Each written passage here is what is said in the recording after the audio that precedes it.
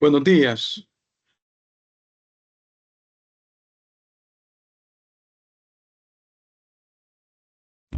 Buenos días, Liz, buenos días.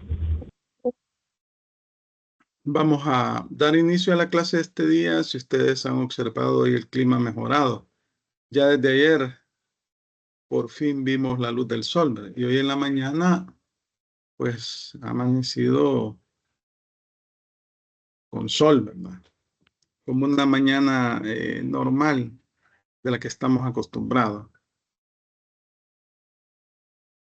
Vamos a continuar con la clase de Derecho Mercantil 3. En la última clase estábamos hablando de las compraventas a valor SIF, valor FOB, y decíamos que en el caso de las compraventas a valor SIF, el vendedor se compromete a pagar el seguro y el transporte y asume los riesgos del transporte de las mercancías. Tenemos también una compraventa a valor FOB. Ahí, en este caso, el vendedor se compromete a entregar los bienes en el medio de transporte desde donde se van a transportar, valga la redundancia, hasta el comprador, pero no asume los riesgos. Si estamos hablando de una exportación, importación, el vendedor asume todos los costos y gastos necesarios para poner la mercancía en el medio de transporte, es decir, allá en el país de exportación. Y los gastos de seguro y transporte desde el país de exportación hasta el país de importación corren por cuenta de el comprador.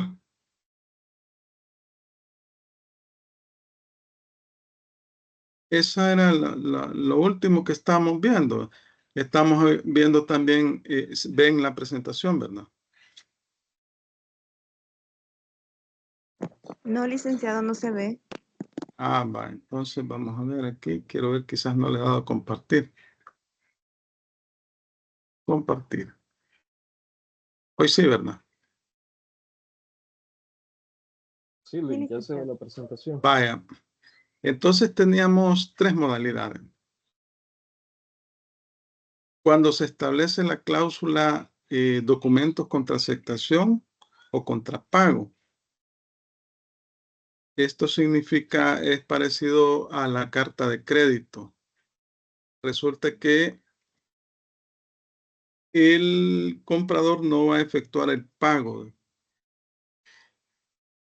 de la compraventa o de la compraventa si no se le entregan los documentos, es decir, los documentos que amparan la mercancía. Entonces, el pago es contra entrega de documentos. Luego, valor SIF, costo, seguro y flete. Ya les había dicho que en este caso el vendedor asume el costo del seguro y el flete, o sea, asume los riesgos de transporte de la mercancía. Luego tenemos también la compraventa costo flete. Acá el vendedor solo paga el transporte de la mercancía. El flete es el pago del transporte, pero no asume el riesgo del transporte de esa mercancía, porque en ese caso el seguro lo paga el comprador. Eso es lo que dice el artículo 1034 del Código de Comercio. Lo vamos a buscar aquí, 1034.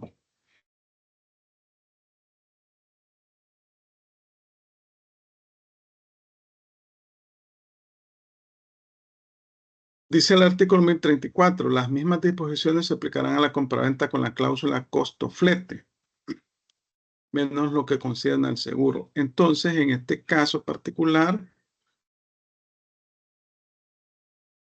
el vendedor solo va a pagar el transporte de la mercancía, pero no asume el riesgo del mismo. Eso va por cuenta del comprador.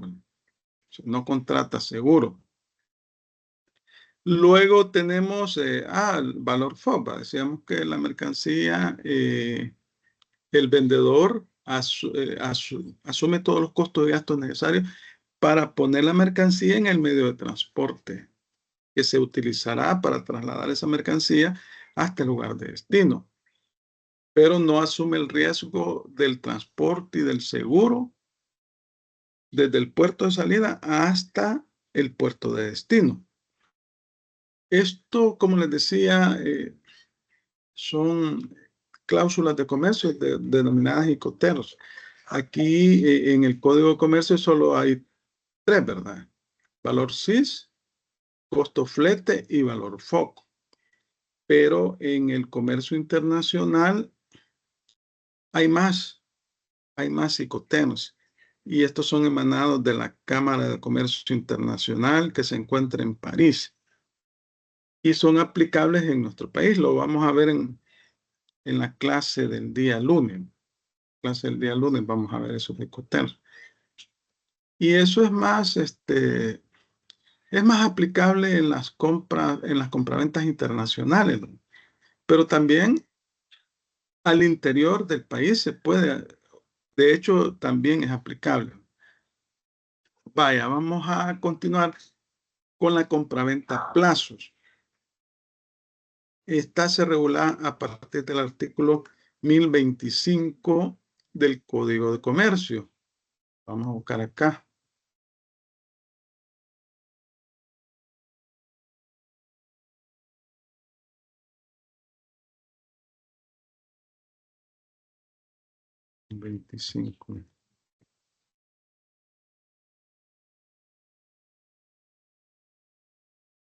Vaya.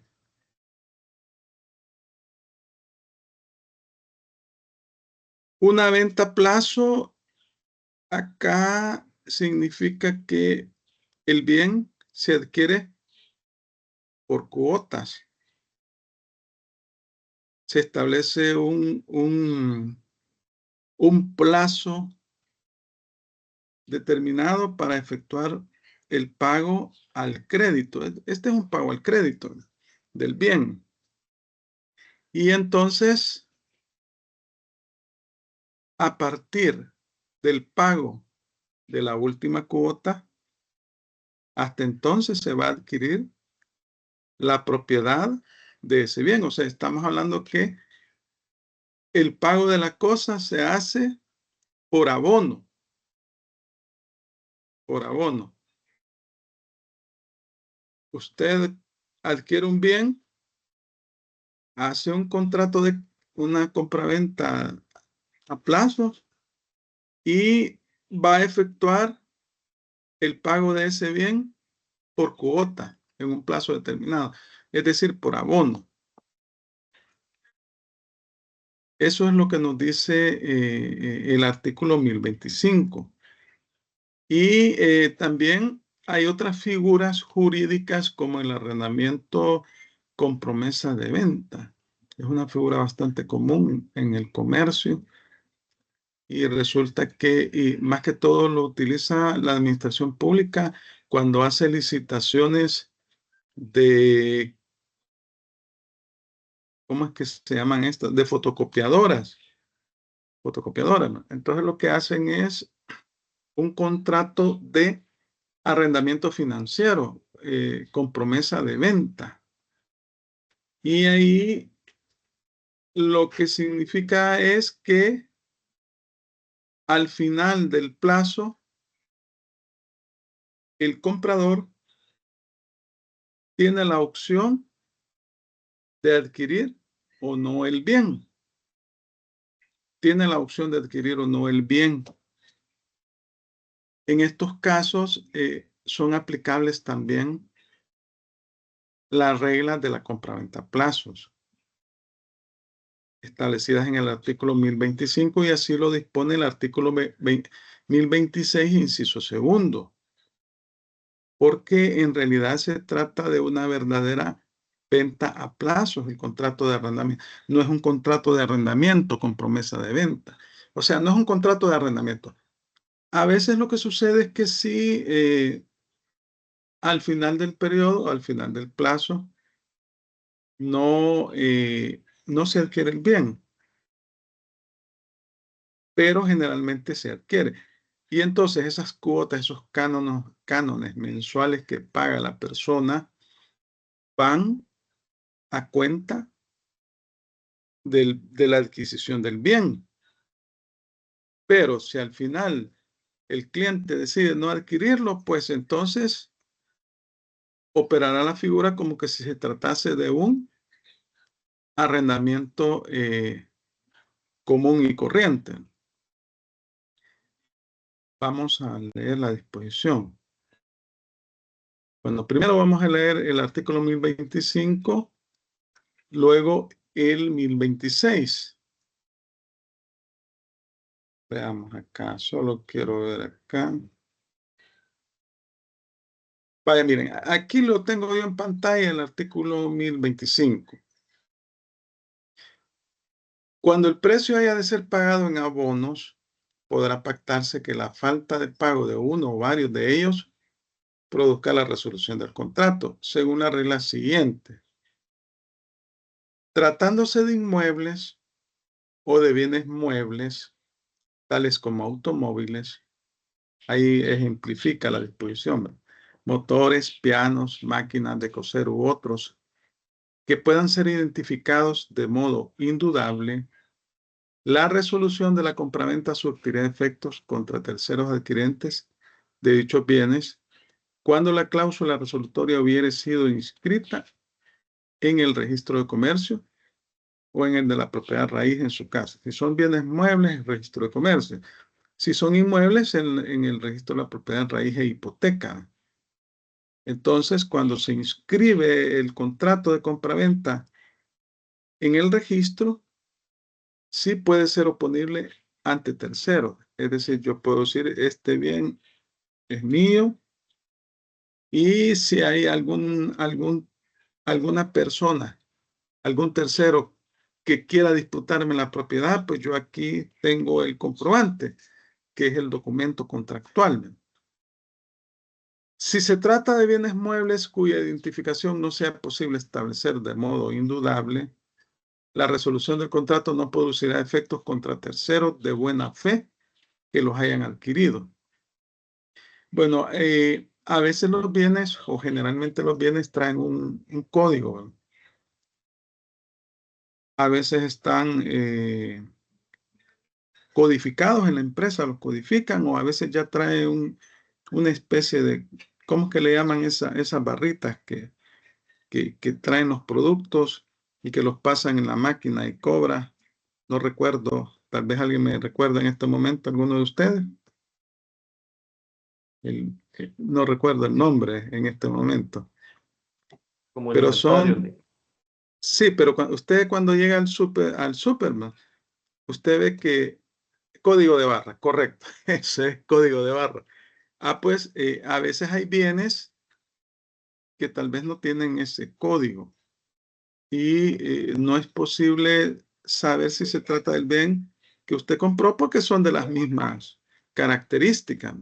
Entonces no es posible individualizarlo. En esos casos, ante algún problema, le van a dar otro bien parecido de semejantes condiciones. Entonces, ahí, en esos casos, cuando no sea posible individualizar el bien, entonces la resolución del contrato no produce efectos contra terceros de buena fe. O sea, aquellas personas que lo hayan adquirido el bien, es como que cuando usted va ¿cómo se llama? A un establecimiento en donde venden electrodomésticos, puede ser la Curazao, hay un montón, ¿verdad? Y resulta que saca el crédito una cama, saca el crédito la cama y no la paga. paga que 5 cuotas de las 12 cuotas que le han dejado y la vende, vendió la cama. Entonces, ahí, ¿qué sucede? ¿Qué sucede? Sí, como una cama es bien identificable, ¿verdad? Y posiblemente trae el código de barra, en ese caso, la empresa que vende electrodomésticos va a ejercer la acción en contra del deudor, la persona que lo adquirió.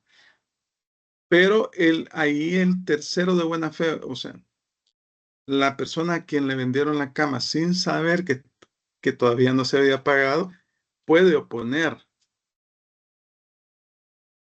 o puede participar en el proceso en su interés propio. Pero si se tratase de otro tipo de bien que es difícil saber o identificarlo, no es posible individualizarlo porque no estaba codificado, y como son bienes con características similares, en ese caso no aplica que un tercero lo haya adquirido de buena fe. Y luego el artículo 1026, quiero ver aquí como que alguien, sí, código de barras, dijo. Sí, es Lope Patres. Luego el 1026 dice, si se resolviera el contrato deberán restituirse las prestaciones realizadas. ¿Qué implica esto de que si se resuelve el contrato se deben de restituir las prestaciones realizadas? Estamos hablando de una compra-venta. El vendedor ha entregado un bien. El comprador ha entregado el precio de ese bien. Ha entregado el precio de ese bien. Si se resuelve el contrato, que era para un año el contrato, y resulta que por incumplimiento de una de las partes se resolvió a los 6 meses, entonces, ¿a qué va a tener derecho el vendedor y a qué va a tener derecho el comprador? Esto es lo que nos está diciendo el artículo 1026. Bueno, el vendedor tiene derecho a que se le devuelva el bien. Y además dice que tiene derecho a que se le reconozca el valor de uso de ese bien, como que si lo estuvo alquilando. Y que se le reconozcan todos los daños o los deterioros que pudo haber sufrido ese bien en posesión del comprador. ¿A qué tiene derecho el comprador? Bueno, como el comprador pagó el precio, pagó una cantidad determinada, tiene derecho a que se le reconozcan intereses. Es como que él prestó el dinero. A eso tiene derecho. Y dice el artículo, el pacto que imponga a cualquiera de las partes condiciones más onerosas que las expresadas será nulo. Estamos hablando de que de una nulidad absoluta que opera de mero derecho. Vamos a ver, vamos a leer el 1026. Alguien que me haga el favor de leer el artículo 1026. Ahí está, Código de Comercio.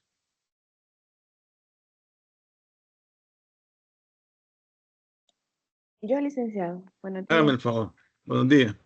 Si se resolviera el contrato, deberá restituirse las prestaciones realizadas. El vendedor tendrá derecho a exigir del comprador el pago de una indemnización por el uso que hubiera hecho de la cosa y por el deterioro que haya sufrido. Ambos se fijarán por peritos. El comprador que Peritos. hubiere, peritos. El comprador que hubiere pagado parte del precio tendrá derecho a los intereses legales de la cantidad que entregó. Si el pacto que imponga a cualquiera de las partes condiciones más onerosas que las expresadas será nulo. Este artículo y el anterior son aplicables a todo caso de diferimiento en el pago del precio, aunque el contrato se haga en forma de arrendamiento con promesa de venta o en cualquier otra análoga. Vaya, muchas gracias. Entonces, estamos hablando ahí de que en esos casos que se rescindió el contrato por incumplimiento de una de las partes, pues ambas partes tienen derecho. El vendedor es que se le devuelve el bien. Y si tiene deterioro el bien, corren por cuenta del comprador. Y tiene derecho a que se le pague una cantidad como que si se estuvo alquilando el bien. Luego el comprador tiene derecho a que se le restituya el precio más los intereses, como que si prestó el dinero. Eso es lo que nos está diciendo la disposición en comento. Veamos, luego tenemos en el artículo 1036 el caso de la compraventa a plazos de títulos valores.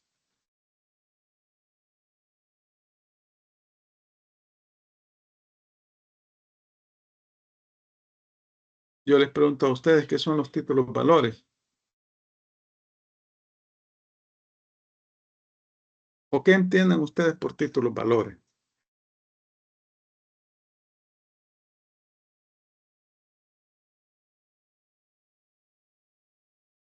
A ver, veamos, Claudia Campos López, ¿qué entiende usted por título valor?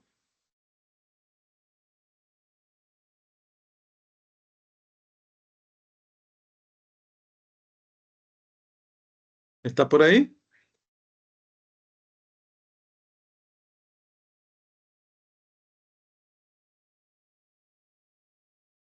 O vamos a ver, Martínez David Quiñones se acaba de incorporar. ¿Qué entiende usted por título valor?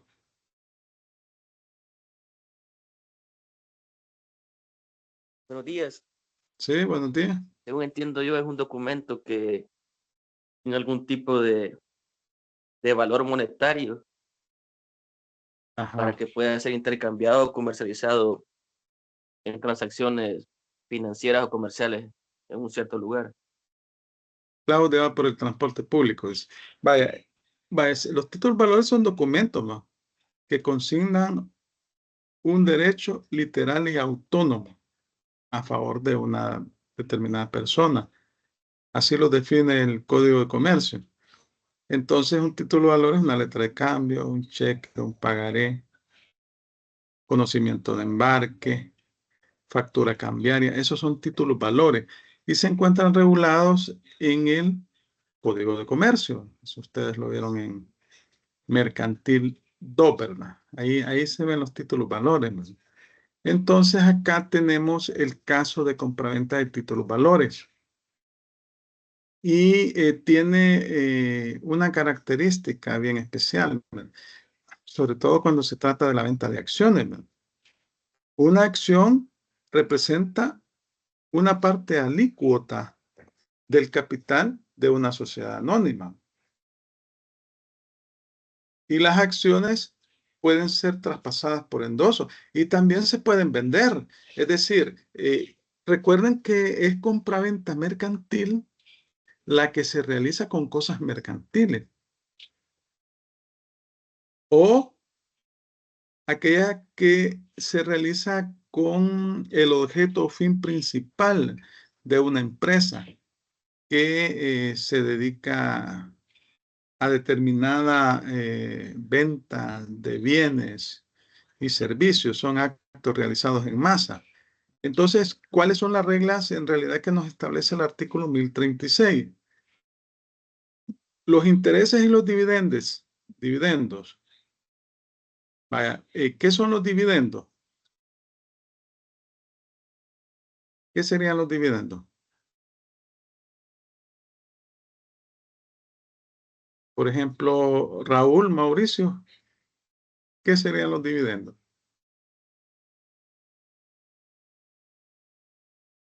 Raúl Mauricio López Batres. ¿Está por ahí? Hola, Lick, buenos días. Sí, buenos días. ¿Qué entiende usted por dividendo? Sí, bueno, quizás los dividendos son los beneficios que se obtienen posiblemente de las aportaciones que se hayan hecho a una sociedad, por ejemplo, licenciado. O en este caso Sí. quizás podría ser las cooperativas, si mal no recuerdo. Vaya, los dividendos son las utilidades, ¿verdad? Que se reparten. Sí. Eso es, ¿verdad? Muy bien, usted lo dijo. Vaya, entonces los intereses y dividendos que se produzcan serán cobrados por el vendedor. Estas son reglas que establece el artículo, fíjense. Serán cobrados por el vendedor. Estamos hablando de una compraventa de un título valor. Es decir, estamos hablando de una persona que tiene acciones en una sociedad y decide venderla a otra que es el comprador. Entonces, los intereses y los dividendos que se produzcan serán cobrados por el vendedor, pero por cuenta del comprador. O sea que tendrá la obligación de entregarlos a este o de abonarlos a la deuda del mismo según se convenga.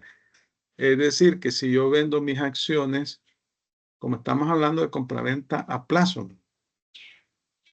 vendo mis acciones a otra persona y hago un contrato de compraventa a plazo, los dividendos o los intereses, las utilidades que generen esas acciones van a ser por mi cuenta, pero, o mejor dicho, yo las voy a recibir, pero por cuenta del comprador. Yo debo de entregarle ese dinero al comprador o se va a abonar a la deuda que tenemos. Eso es lo que nos está diciendo la disposición. El derecho de voto corresponde al vendedor. ¿Por qué corresponde al vendedor? Porque todavía no se ha transferido el dominio o propiedad del bien, porque estamos hablando de una compraventa a plazo. Pero nos pone una excepción, la disposición nos dice, mire, si son de aquellos títulos nominativos, tenemos títulos valores a la orden y títulos nominativos. Bueno, a la orden se emiten a nombre de determinada persona. Los títulos nominativos, además de que se emiten a nombre de determinada persona, se registran en un libro de accionistas que lleva la sociedad. Y están los títulos al portador que no se registran a nombre de nadie, sino que el que posee el título, ese es el que el legítimo tenedor y el que va a recibir los beneficios del mismo. Entonces, cuando es nominativo, las acciones de las sociedades son nominativas aquí en El Salvador, entonces se registra en un libro de accionistas. En esos casos va a corresponder el derecho del voto al comprador si el comprador se encuentra ya registrado en el registro de accionistas como propietario de esas acciones. De lo contrario, el derecho de voto lo va a ejercer el vendedor, ¿verdad? Mientras no se haya concluido el plazo de la compraventa. Estamos hablando de compraventa a plazos. Si los títulos no estuvieran totalmente pagados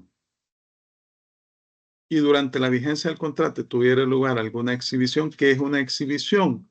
¿Qué es exhibición? ¿Se recuerdan de ese concepto? Capital exhibido. ¿Qué significa capital exhibido? ¿No se recuerdan? A ver si alguien recuerda.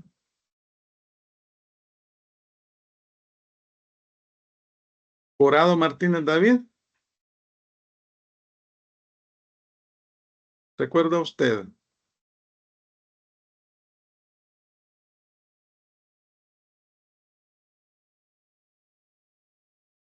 ¿Sí?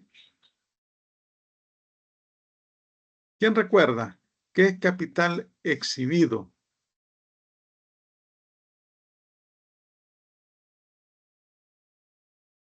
Tal vez Gilma. Buenos días, licenciado. No sé si este es el que se refiere a lo que se compromete a aportar. Podría ser, digamos, algo en efectivo o bienes. Vaya, miren, el capital exhibido es el capital pagado. O sea, exhibición es sinónimo de pago. Entonces, cuando hablamos de capital exhibido, hablamos de capital pagado. Entonces, dice, si los títulos no estuvieran totalmente pagados y durante la vigencia del contrato tuviera lugar alguna exhibición, el pago será por cuenta del comprador, quien deberá proporcionar al vendedor los fondos necesarios, pero este tendrá la obligación de avisarle oportunamente. Aquí estamos hablando de que puede suceder que las acciones aumentaron de valor. O resulta que las acciones solo fueron suscritos del capital. Bueno, cuando se hace una sociedad, se suscribe el 25%, se paga. Y el 75% restante se debe pagar en el transcurso de un año.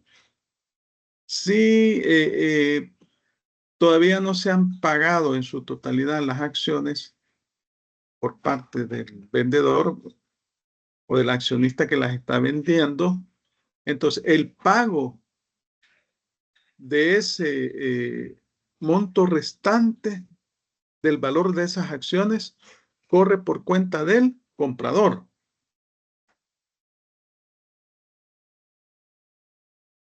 ¿Estamos claros ahí?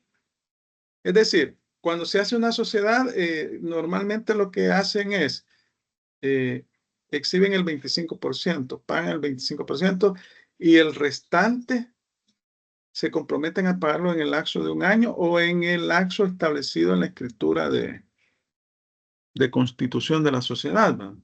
Entonces puede ser que en este plazo se efectúe la venta de las acciones. Entonces, la parte restante del capital, del valor de esas acciones que no han sido pagadas y porque la sociedad debe de exigir el pago de esas acciones en el plazo estipulado. Entonces, si se da el pago de esas acciones, va a correr por cuenta de el comprador. Estamos hablando de títulos valores, ¿no? Luego, si se pagare alguna amortización a cuenta de los títulos, como cuando estos dan derecho a pagos periódicos o cuando salgan favorecidos en un sorteo destinado a determinar los títulos que deban amortizarse, estos pagos corresponderán al comprador desde el momento en que se haya celebrado el contrato. Bueno, normalmente esta cuestión de la amortización de acciones se da cuando la sociedad devuelve el valor de determinadas acciones al accionista y eso implica una disminución del capital social. Se amortizan las acciones implica que la sociedad va a devolver al accionista el valor de determinadas acciones. Eso implica que va a disminuir el capital a la sociedad. Entonces esos pagos van a hacérselos al comprador. Luego dice también que los títulos pueden tener ciertos derechos optativos, como los de suscribir porcentajes equivalentes en las nuevas emisiones de acciones o de bonos que se efectúen. A veces cuando hay aumento de capital en las sociedades, se emiten nuevos títulos, valores, nuevas acciones. Y entonces se les da preferencia a los accionistas actuales para que ellos adquieran un porcentaje de esas acciones en un plazo estipulado.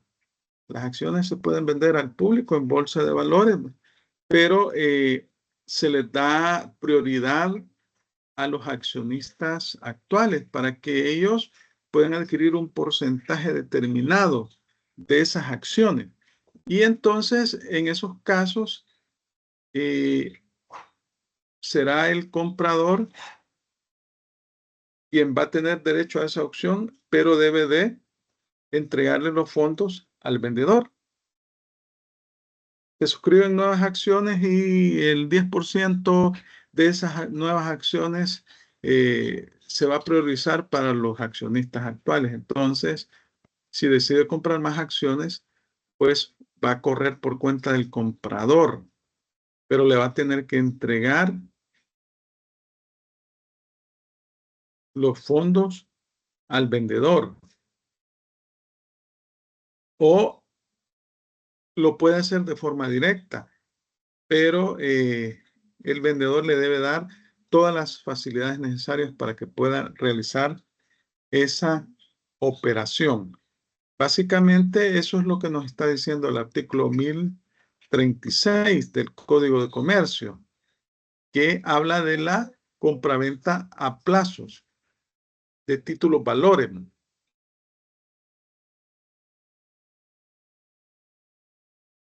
No sé si tienen consultas sobre esto de la compraventa a plazos de títulos valores. Estamos hablando de ventas de acciones sobre todo, pero en términos generales dice títulos valores. Acuérdense que no solo las acciones son títulos valores, pero es más fácil explicar en el caso de las acciones la forma como está redactada la disposición, ¿verdad? Bueno, entonces continuamos. La compraventa de inmuebles. Vaya, resulta que el artículo 1037 del Código de Comercio nos hace referencia a la compraventa de inmuebles. Vamos a ver, ¿quién me hace el favor de leerme el artículo 1037 del Código de Comercio? Con gusto, licenciado. Gracias. Artículo Hágame, 1037. Son mercantiles las compraventas de inmuebles efectuadas por empresa lotificadora. Las empresas de lotificación de inmuebles urbanos solamente podrán funcionar cuando hayan dotado a los lotes de todos los servicios que exigen los reglamentos respectivos, según el lugar donde se encuentre situada la lotificación. Las empresas que contravengan lo dispuesto en este artículo serán intervenidas por la oficina que ejerza la vigilancia del Estado, sin perjuicio de que el Ministerio Público deduzca las responsabilidades a que hubiere lugar. Leídole. Vaya, muchas gracias. Ahora yo les pregunto, ¿cuál es la oficina que ejerce la vigilancia del Estado en materia mercantil? ¿Y quién sería el Ministerio Público en todo caso? Sería el Ministerio de Hacienda y la Fiscalía General de la República. Ajá. Vaya, sería la Fiscalía. El Ministerio de Hacienda no, ¿verdad? Sí, porque sabe, creo que en el artículo 193, si no mal recuerdo, de la Constitución, se establece que la Fiscalía va a defender los intereses del Estado. Es la Fiscalía. El Ministerio de Hacienda lo único que hace es cobrarle los tributos. Y por cierto que acaba de pasar el plazo, ¿verdad?, para el pago del impuesto sobre la renta. Y ahí, pues, a veces si nos toca pagar, pedimos pago a plazo, 6 meses, hay que pagar el 10%, ¿verdad? Eso hace el Ministerio de Hacienda. Pero bueno, fuera de eso, estamos bien, ¿verdad? Usted dijo correctamente la Fiscalía. Ahora, ¿cuál sería la oficina que ejerce la vigilancia del Estado?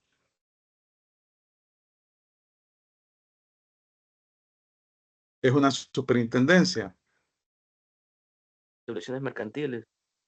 Sí, la superintendencia de obligaciones mercantiles. Esa es. Entonces, esa es la que ejerce la vigilancia del Estado en materia mercantil. Entonces, vemos acá que se establecen algunas reglas, sobre todo en el caso de los inmuebles urbanos. Fíjense que sobre esto de los inmuebles hay una ley, de esto de las notificadoras, hay una ley, creo que por aquí la tengo. Vamos a buscar, no la vamos a estudiar, ¿va?, pero es para que ustedes vean. Ley especial, se llama Ley Especial de Lotificaciones y Parcelaciones para Uso Habitacional. Así dice, es una ley especial. Entonces, cuando estamos hablando de notificaciones de inmuebles urbanos, pues se exigen una serie de requisitos que deben de cumplir los comerciantes que se dedican a esas actividades, ¿no? Y que si no cumplen eso, bueno, deben de tener todos los servicios básicos, dice la disposición, pero habría que regirse por lo que establece la ley especial, ¿no? En todo caso, si es un comerciante el que se dedica a las empresas notificadoras son empresas mercantiles. Y ahí estamos hablando de ventas en masa de bienes inmuebles. Y pueden ser no solamente bienes urbanos, sino que también rústicos, porque la disposición establece son mercantiles las compraventas de inmuebles efectuadas por empresas lotificadoras. Así dice, una empresa lotificadora puede vender bienes inmuebles urbanos o bienes inmuebles rústicos. Entonces, siempre y cuando sea realizada por una empresa mercantil, son actos realizados en masa y hay un montón de empresas que se dedican a esto y esa ley las regula. Por ejemplo, Argos es una empresa bien conocida en nuestro medio que se dedica a la compraventa de bienes inmuebles. Entonces, también es una compraventa mercantil.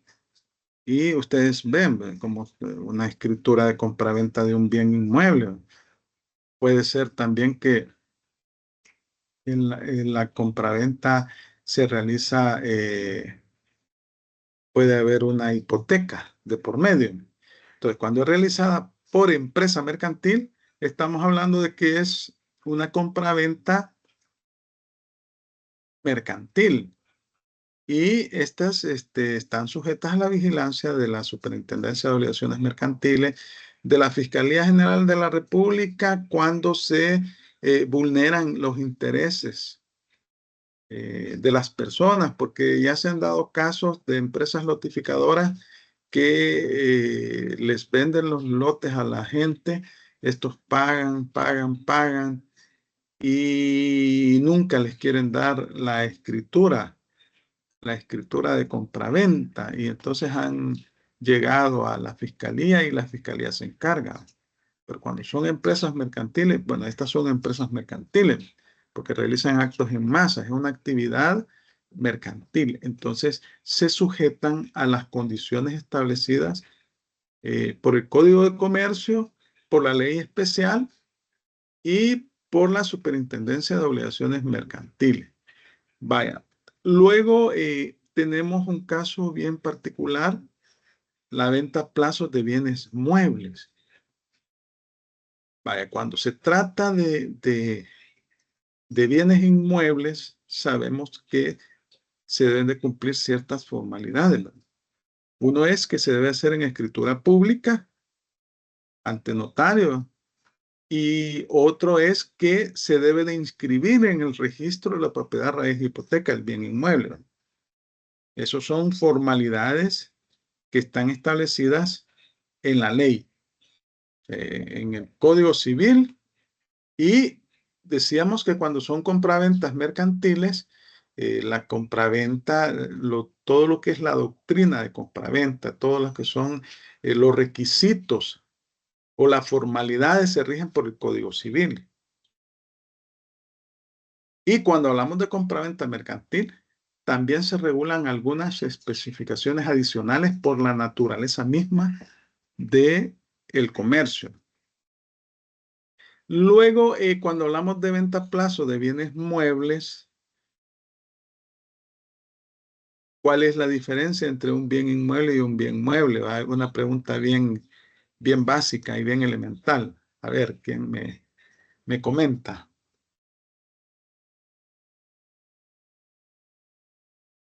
¿Cuál sería la diferencia entre un bien mueble y un bien inmueble? Bien básico. Veamos, David Corrado Martínez. David quizás no está conectado, como no, si ya reaccionó. Licenciado. Ajá. ¿Cuál es la diferencia? Bienes muebles son los que yo puedo como transportar, como un carro. Puede ser Ajá. un bien inmueble, una casa. Puedo Es un literalmente bien raíz, transportar. ¿verdad? Ujú. Está adherido al suelo y un bien mueble se puede transportar de un lugar a otro. Entonces, bueno, miren, fíjense que el legislador decidió regular las ventas a plazos de bienes muebles como una modalidad especial de las ventas a plazo, de las compraventas a plazo.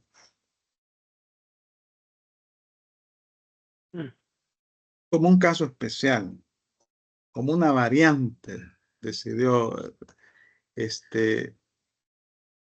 bueno, decidió regularlos por separado. Entonces, y usted, bueno, y uno se pregunta, bueno, y aquí que entiendo los bienes inmuebles, ¿verdad?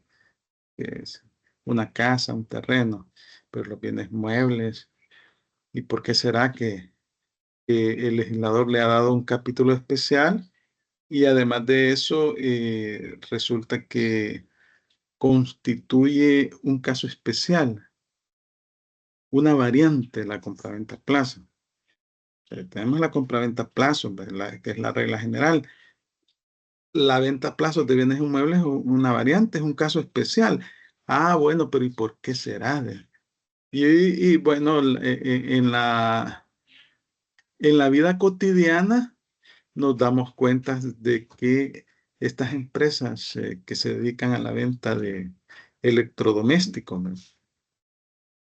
Son muy generalizadas y tienen bastante clientela, ¿verdad? Porque imagínense, hacen promociones el Día de la Madre, el Día del Padre, venta de electrodomésticos para el hogar, ¿verdad?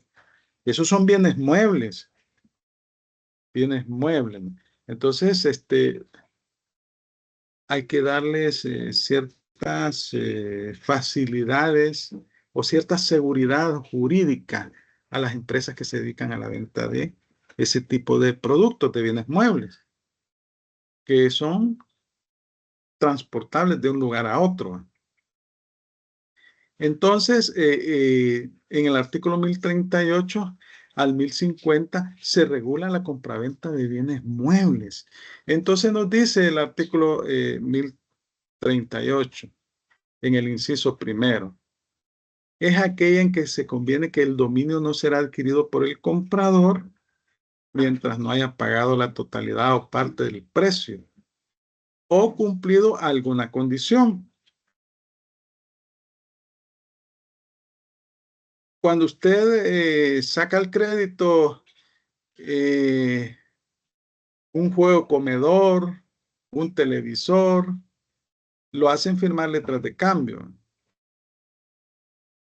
Puede ser una sola letra de cambio o pueden ser 12 cuotas, depende del plazo que usted decidió pagar. Entonces, mientras usted no paga ese bien, no va a obtener el dominio o posesión del mismo. No va a hacer uso y goce de la cosa. No va a hacer uso y goce de la cosa, ¿verdad? Es decir, no va a ser el propietario. Se la pueden quitar. Se la pueden quitar. Algo que es muy común. Es bien común eso, ¿verdad? Entonces,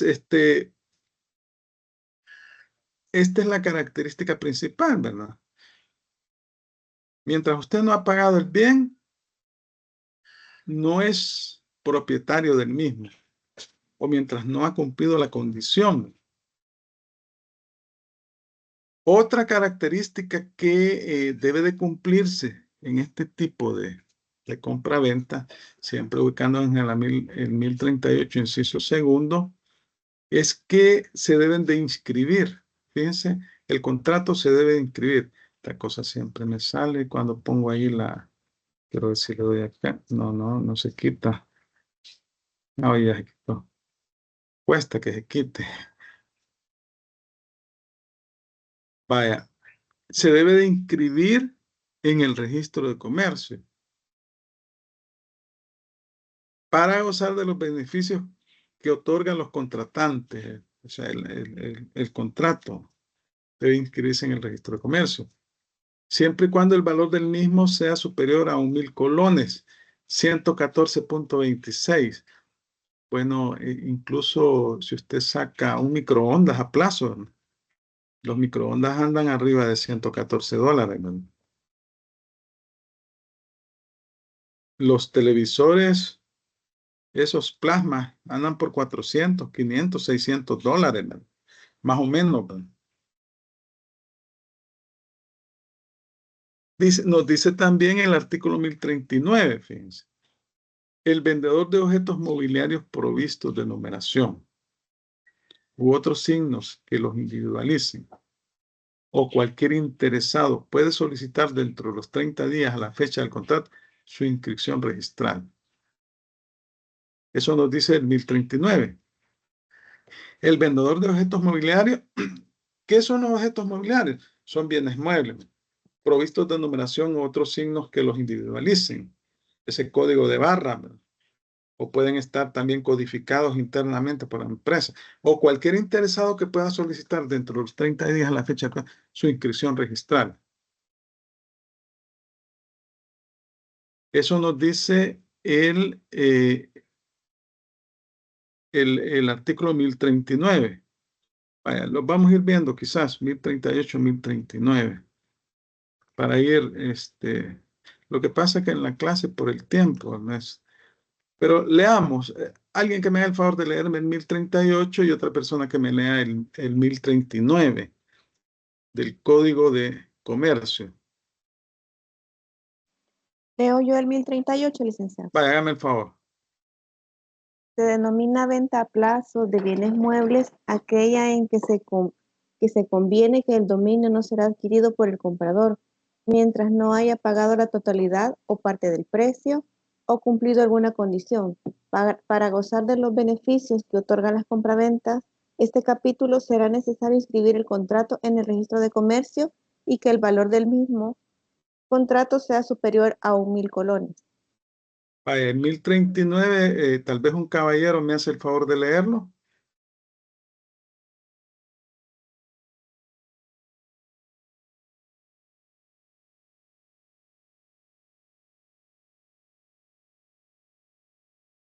Con gusto, Lick. Artículo 1039. El vendedor de objetos mobiliarios provistos de numeración u otros signos que lo individualicen o cualquier interesado puede solicitar dentro de los 30 días de la fecha del contrato su inscripción en el registro de comercio. Vaya, muchas gracias. Entonces ven, una característica de este tipo de contratos es que se inscriben para poder hacerlos valer ante terceros. Se deben de inscribir en el registro de comercio. Luego nos dice el artículo 1040. Yo les he colocado aquí las disposiciones porque como leerlas en clase, si bien es cierto, es ilustrativo, pero el tiempo se nos va muy rápido.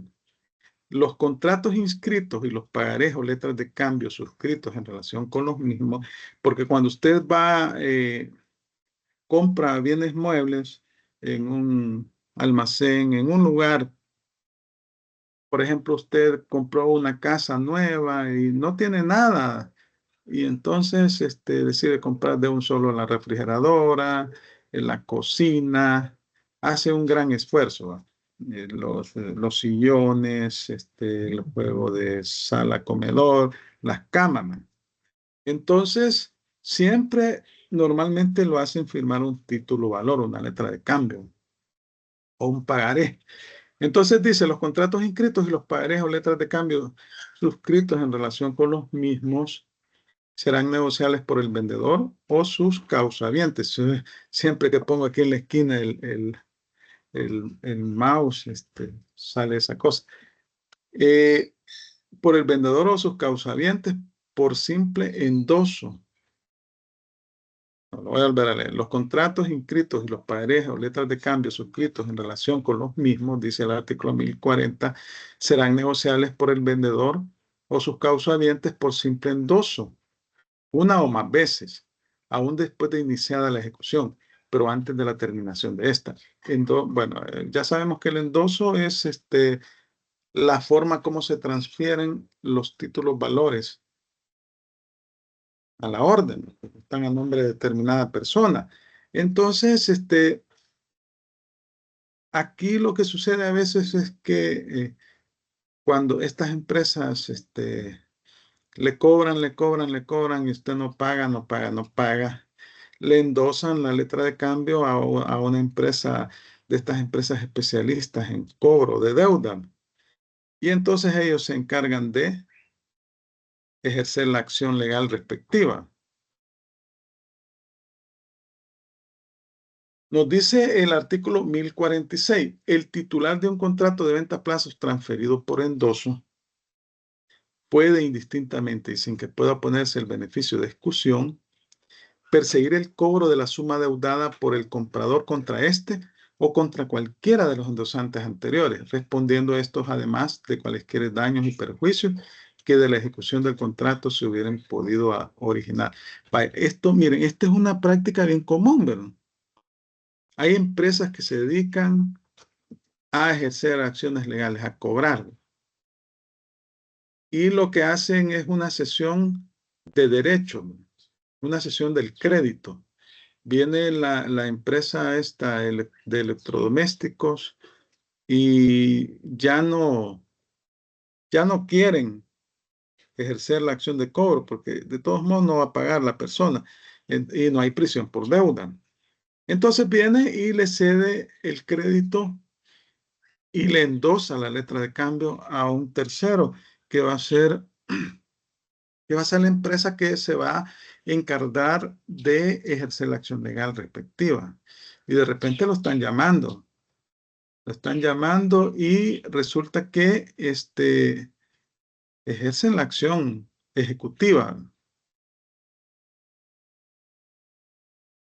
Ahora dice, los endosantes anteriores responderán al tenedor del título que ejecute el contrato por la diferencia entre la suma deudada y el valor del objeto incautado cuando éste sea menor. Bueno, aquí estamos hablando de, cuando hablamos de endoso es el traspaso del título valor. Entonces, el tenedor del título es el beneficiario, el que va a tener el derecho de cobrar el título o de ejercer la acción legal. Pero si se da alguna diferencia entre los anteriores endosantes, entre los anteriores obligados, porque como les digo, las letras de cambio son intercambiables por endoso. Es decir, se manejan estos documentos o circulan, tienen circulación por endoso. Cualquier endosante, dice el 1047, cualquier endosante, estos son los artículos, cualquier endosante perjudicado por la ejecución de los derechos que le acuerdan y el anterior artículo al titular, podrá a su vez hacer responsables a sus endosantes anteriores y así sucesivamente hasta el vendedor. Bueno, aquí cuando se emite una letra de cambio estamos hablando de un emisor o el librador, estamos hablando de un aceptante o el librado, y estamos hablando de el tenedor, que es el beneficiario. Normalmente el librador, el que emite la letra de cambio, es el mismo beneficiario.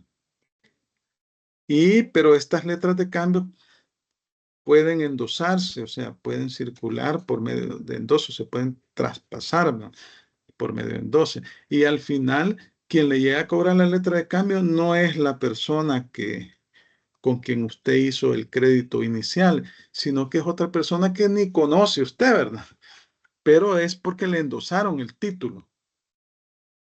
Nos dice el artículo 1048, toda clase de derechos y acciones que genere el contrato, su negociabilidad o su ejecución, prescribirán a los 3 meses de la terminación del plazo establecido en el inciso último del artículo 1045.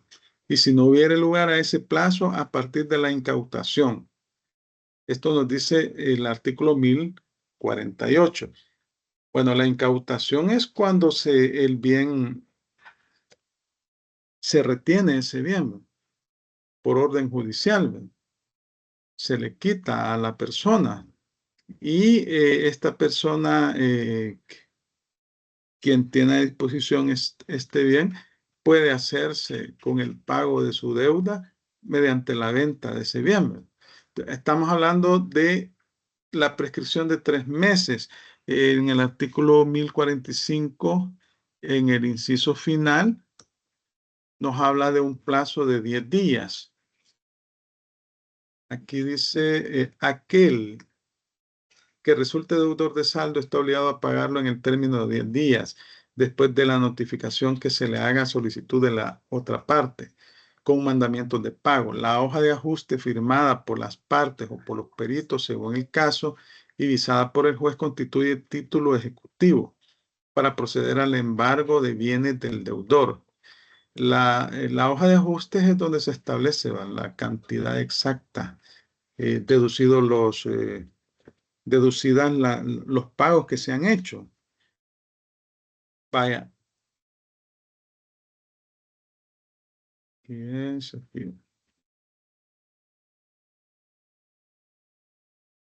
Bueno, acá, como decimos que este tipo de contratos se deben de inscribir en el registro para poder ser oponibles ante tercero.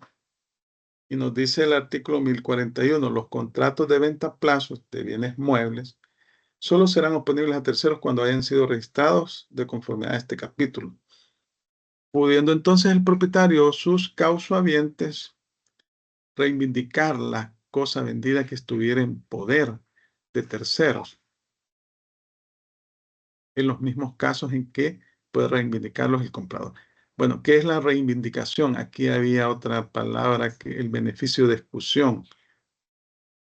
Primero, ¿qué es el beneficio de exclusión? ¿Saben ustedes qué es el beneficio de exclusión? Eso se ve en civil, ¿verdad? El beneficio de exclusión. ¿Qué es el beneficio de exclusión? Veamos.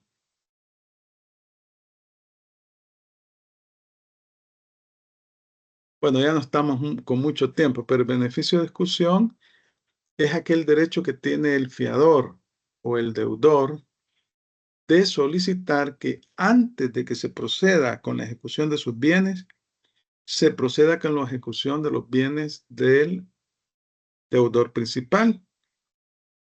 Y si producto de la ejecución de los bienes del deudor principal no se logra cubrir la deuda, entonces que se proceda a la ejecución de los bienes del fiador, de la diferencia que pueda quedarme. Ese es el beneficio de exclusión. Luego tenemos también aquí otro concepto que nos establece el artículo 1041, reivindicación. ¿Qué es reivindicar? Bueno, es el derecho que tiene el dueño de la cosa que está en poder de un tercero de exigir la devolución de la cosa. O sea, el dueño, el legítimo propietario, el que tiene el título que ampara la propiedad de esa cosa, puede exigir, puede reivindicarla, o sea, mediante un juicio, exigir al que tiene en poder esa cosa o al poseedor, puede exigir que se la devuelva, ese reivindicar. Las enajenaciones, o sea, las enajenaciones son las ventas y cargas reales consentidas por el comprador u obtenidas judicialmente. Les estoy leyendo el 1041. Así como los embargos y secuestros hechos por las deudas del comprador se darán ante el derecho del propietario de cualquiera de sus causahabientes. Acá, fíjense que una situación interesante, porque en el 1046 nos dice que el titular de un contrato de venta a plazos transferido por endoso puede indistintamente y sin que se pueda oponerse el beneficio de exclusión, perseguir el cobro de la suma deudada por el comprador contra este o contra cualquiera de los endosantes anteriores, respondiendo estos además de cualesquiera daños y perjuicios que de la ejecución del contrato se hubiera podido originar. Es decir, que si yo tengo inscrito mi contrato de compraventa, yo puedo perseguir bien a quien lo tenga y no me pueden oponer el beneficio de exclusión. Esa es la gran ventaja. no me van a oponer el beneficio de exclusión. Y luego también, si la persona que tiene el bien lo embargó, lo secuestró, tampoco ceden al derecho del propietario. Esa es la ventaja de tener inscrito el contrato. Aunque esté embargado el bien por un tercero, el que inscribió el contrato de compraventa en el registro no se le puede oponer. Puede obtener el bien de su propiedad. El procedimiento judicial, fíjense que este procedimiento está regulado en el artículo 1042 al artículo 1045. Lo lógico sería que esto se hubiese regulado en el Código Procesal Civil y Mercantil, o en la Ley de Procedimientos Mercantiles antes de que fuera derogada, cuando entró en vigencia en 1972 el Código de Comercio.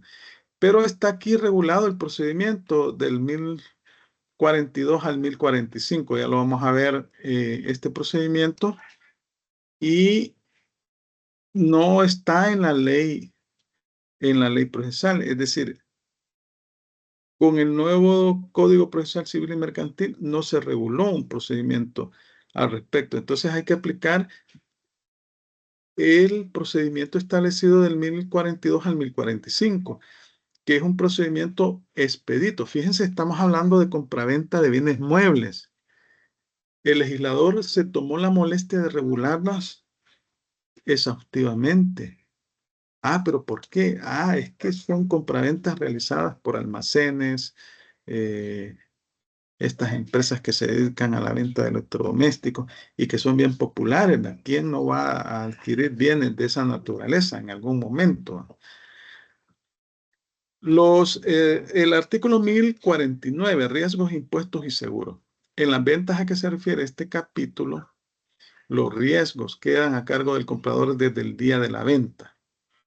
Los impuestos y el seguro sobre la cosa vendida deben ser pagados por el comprador. Es decir, que usted va al almacén o a esta empresa y a veces le dan transporte, a veces no. A veces no le dan transporte, pero sí le deben de dar una garantía. Y esa garantía cubre cualquier daño o desperfecto que pueda tener el bien, y va a depender de la naturaleza del bien, que la garantía puede ser por un año, puede ser por 6 meses, por 3 meses. Ahora, los impuestos y el seguro de la cosa vendida corren por el comprador. Así dice el artículo 1049. Luego el artículo 1043 nos establece una presunción de vencimiento de plazos. Vamos a ubicarlo aquí. Hay una presunción, es el 1050, yo aquí no le he colocado, pero está relacionado con el 1043. Vamos a ver, lo vamos a colocar de un solo para no... Artículo 1050.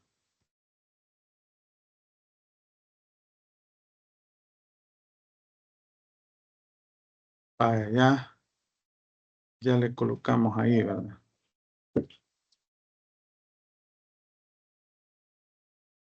¿Qué nos dice el artículo 1050? Que aquí se los tengo yo como resumido, ¿verdad? Presunción de vencimiento de los plazos. Se consideran vencidos los plazos cuando ocurra cualquiera de los acontecimientos siguientes.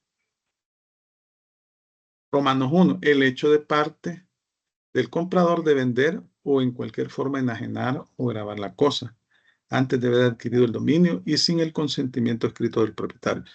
Es como que usted saque la refrigeradora al 6º mes por un año, al 6º mes la vende o la graba. ¿Qué es grabar? Enajenar, bueno, enajenar es vender. Grabar es que usted, bueno, establece la da en prenda para el cumplimiento de una obligación, de otra deuda que usted tiene. y después aparece un tercero. Se dan ese tipo de casos en la vida real. El hecho de transportar o permitir que se transporte la cosa fuera del país en las mismas circunstancias. El hecho de destruir, deteriorar o ocultar la cosa en perjuicio del propietario. Bueno, ahí se establecen en el contrato las condiciones bajo las cuales se establece el mismo y cuáles son las obligaciones del comprador y cuáles son las obligaciones del vendedor, y también se establece una garantía por daños de la cosa que no sean imputables al comprador. El de cambiar o hacer desaparecer los números u otras señales que individualicen la cosa. El código famoso, el código de barra, ¿verdad? O hay trae ahí, siempre traen una codificación. El hecho no entrega la cosa cuando le sea requerida en la forma prevista en el artículo 1043, salvo por causa de fuerza mayor. Fuerza mayor, estamos hablando de una causa imputable al hombre, ¿verdad? El 1043 estamos hablando del procedimiento. 1043, ¿verdad? Transcurrido el plazo de la intimación hecha conforme al artículo anterior, intimar es exigirle mediante un documento judicial o un requerimiento judicial. Sin que el comprador haya efectuado el pago o cumplido la condición, la venta queda resuelta de pleno derecho. El propietario puede entonces solicitar al juez competente que dicte auto ordenando la incautación de la cosa, o sea, la retención de la cosa, en cualquiera manos que se encuentre. Este auto es ejecutorio, no obstante apelación. Si la incautación afectara derechos de terceros, el juez deberá oír a los afectados por el término de 3 días previamente de su ejecución. La incautación podrá comprender todas las partes, piezas o accesorios que hayan sido incorporados a la cosa después de la venta, en reemplazo de otras de que estuviera provista cuando fue vendida, a menos que tales piezas o accesorios estén amparados a favor de terceras por contrato de venta a plazo.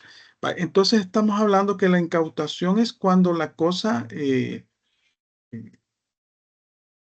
se le quita al que la posea, o sea, puede ser el comprador o puede ser un tercero por orden judicial, y se pone a disposición del juez o de un tercero, pues un almacén general de depósito, etcétera. Vaya, entonces, ¿cuáles son las ventajas que tiene este tipo de contrato? Está debidamente regulado. Está regulado ahí en el Código de Comercio. Bueno, es negociable por endoso. Es decir, que acá, ¿qué es lo que normalmente ocurre? Se da, el título de valor se puede endosar. El crédito puede haber una cesión de derecho.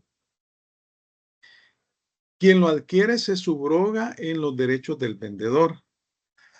La subrogación es una sustitución de una persona por otra, es decir, estamos hablando de que cuando se subrogan los derechos del vendedor, puede ejercer las acciones legales en contra del deudor como que si se trata del vendedor original, porque se convierte en el dueño de la cosa.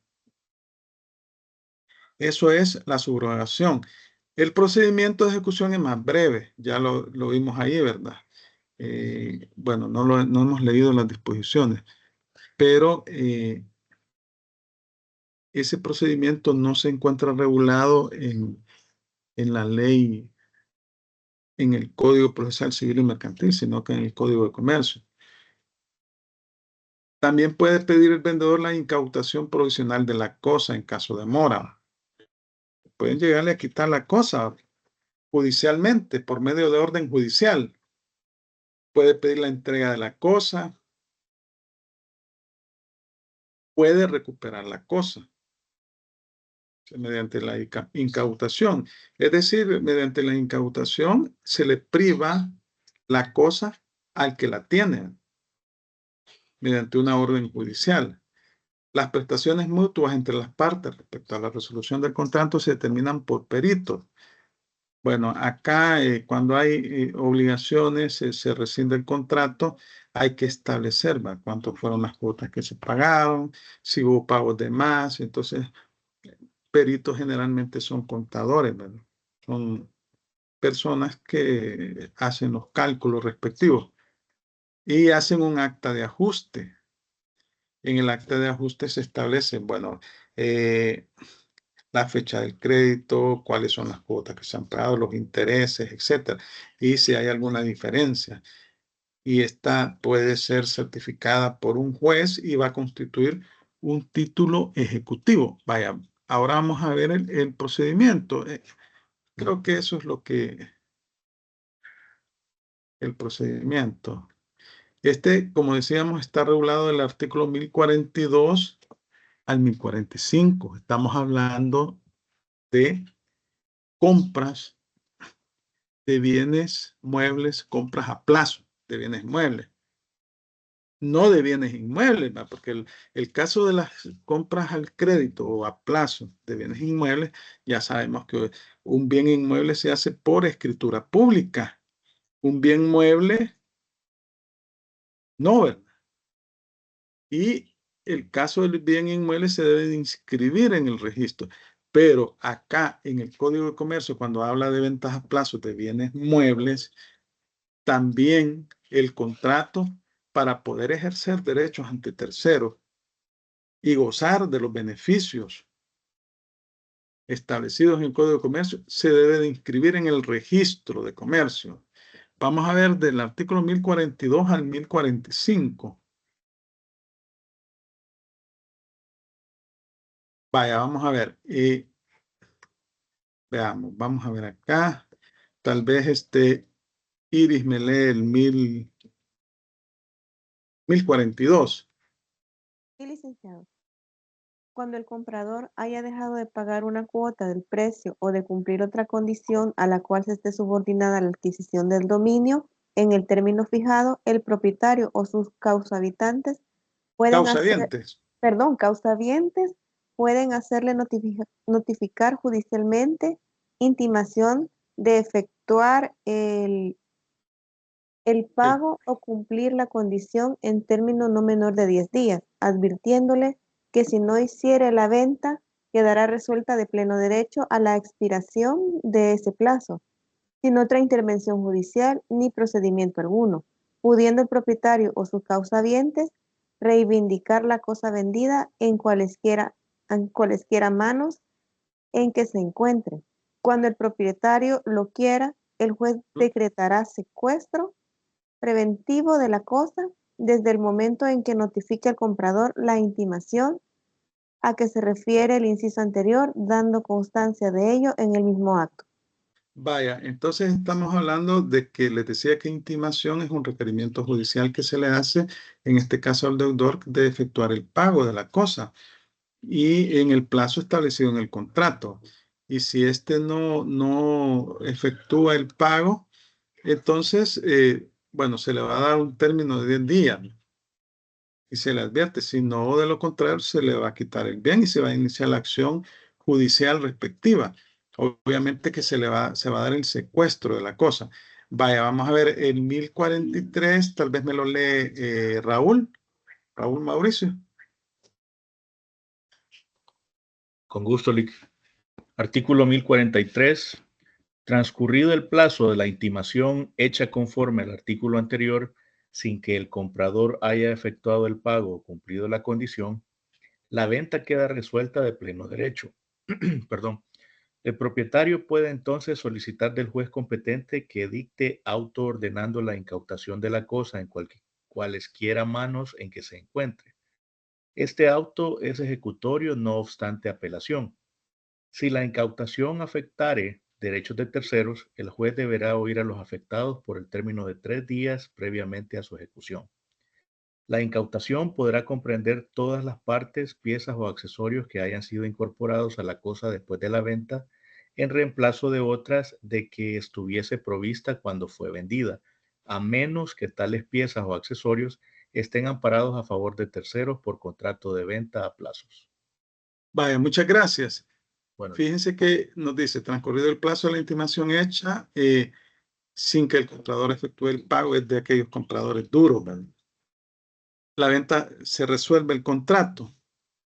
Entonces el juez va a dictar un auto en donde va a ordenar la incautación de la cosa, o sea, es decir, que le quiten la cosa al comprador, a donde quiera, aun si éste la vendió a otro, ahí no puede oponer el beneficio de exclusión, ¿verdad? Pero el juez lo va a escuchar por 3 días. Entonces, va a ordenar la incautación de la cosa. Luego dice el artículo, bueno, pero aquí también dice, la incautación puede comprender todas las partes, piezas o accesorios que hayan sido incorporados a la cosa después de la venta, en reemplazo de otras de que estuviese provista cuando fue vendida, a menos que tales piezas o accesorios estén amparados a favor de terceros por otro contrato de venta a plazo que esté debidamente inscrito. Luego les dice el artículo 1044. La cosa reivindicada, ya dijimos que reivindicación es cuando la acción que yo tengo de recuperar la cosa de que soy legítimo propietario y que está en poder de un tercero o en posesión de un tercero. Yo ejerzo la acción legal, pero presento los títulos que amparan mi dominio o derecho de propiedad de esa cosa. Entonces, la cosa reivindicada en la forma prevista en el artículo que antecede debe ser entregada mediante recibo al propietario. Es decir, se debe dejar constancia de la entrega de esa cosa. Quien no puede disponer de ella mientras no haya expirado el plazo para apelar, si no se hubiera interpuesto tal recurso. Se puede apelar también la persona, el tercero que se vio afectado con la incautación de la cosa, o mientras no haya intervenido sentencia definitiva e irrevocable, si se hubiera apelado.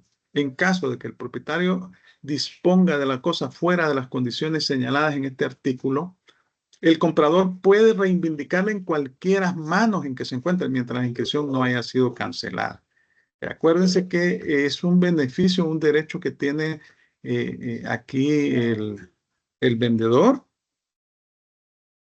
de reivindicar la cosa, pero aquí nos dice que en caso que el propietario disponga de la cosa fuera de las condiciones, es decir, que si hay un recurso de apelación o todavía no se ha emitido la sentencia definitiva por parte del juez y el propietario vende, entonces ahí el comprador va a poder reivindicar la cosa. Eso dice este artículo 1044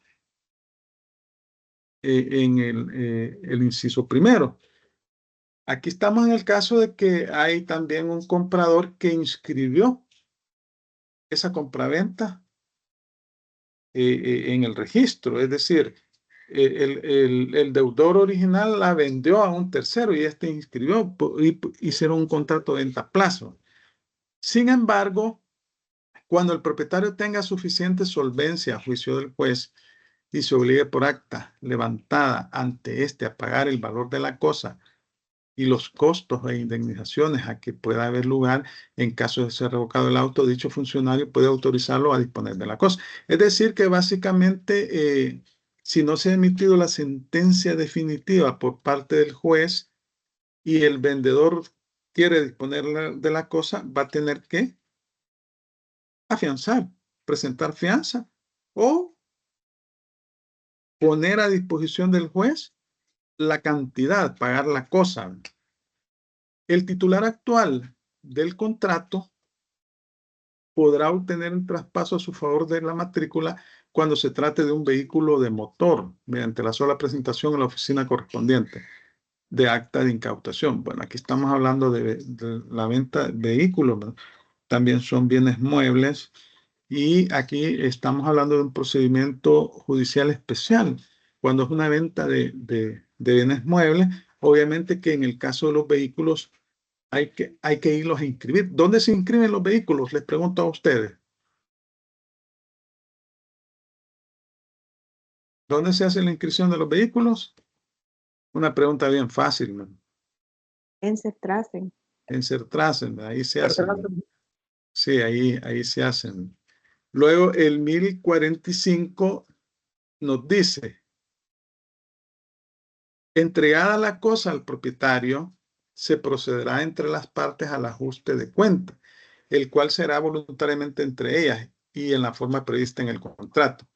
En ausencia de previsiones relativas al ajuste o si no hubiera acuerdo, las partes pueden designar uno o más peritos que hagan el ajuste de cuentas. Y si tampoco hubiera acuerdo para nombrarlos, los nombrará el juez cuando una de las partes lo solicite.